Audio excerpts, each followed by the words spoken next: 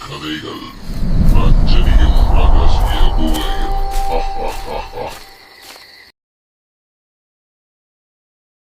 Oh guys, you are welcome. Get out guys from here. பகுதி 20 ரஞ்சனியும் ரகசிய குகையும். அப்போ அங்கே வந்த ஒரு வித்தியாசமான நாயை பார்த்து ரஞ்சனி மற்றும் ராகுல் ஆச்சரியப்படுறாங்க. ஏன்னா அந்த நாய்க்கு 2 தலை இருக்குது. அபிக்கிளி அந்த நாயோட முதுகில் பறந்து போய் உட்காருது. மேலும் நண்பர்களே டிம்மி டாமி எப்படி இருக்கீங்கன்னு கேட்குது.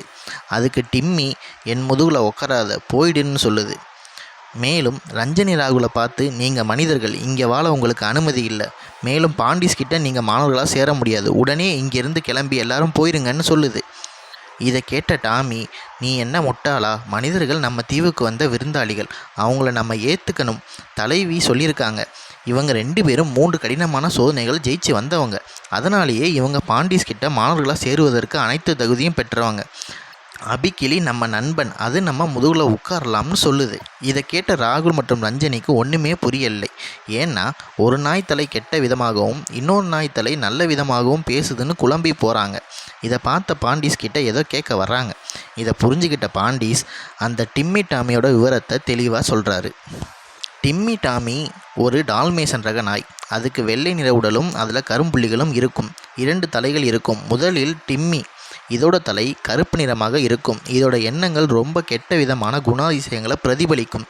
யாரையும் மதிக்காது, ரொம்பவும் ஆக்ரோஷமாக இருக்கும், அதிகமாக கோவப்படும்.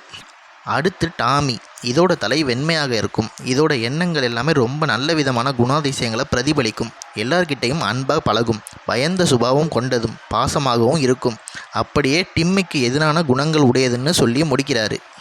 இதை கேட்ட ரஞ்சனி ராகுலும் எங்களுக்கு ரொம்ப ஆச்சரியமாக இருக்குது. அபிக்கிளிக்கு நல்ல குணம், ஜாக் நரிக்கு கெட்ட குணம், டிம்மி டாமிக்கு தனித்தனியாக நல்லது மற்றும் கெட்டது உள்ள 2 குணமுள்ள தலைகள் மற்றும் ஒரே உடல். எல்லாமே நீங்கள் பயிற்சி அளித்தது தான். எங்களால் உங்களை பயிற்சியை புரிந்து கொள்ளவே முடியலைன்னு சொல்கிறாங்க. இதை கேட்ட பாண்டிஸ் சிரிச்சுக்கிட்டே இதைத்தான் நானும் சொல்கிறேன். என்னோட பயிற்சி உடனே உங்களுக்கு புரியாது, வேறு ஆசிரியரை பாருங்கன்னு சொல்கிறாரு. அவங்களும் சரிதான்னு சொல்லி கிளம்புறாங்க. உடனே டிம்மி ராகுல் மற்றும் ரஞ்சனி கிட்ட இனிமே நீங்கள் இந்த பக்கம் வராதீங்கன்னு சொல்லுது.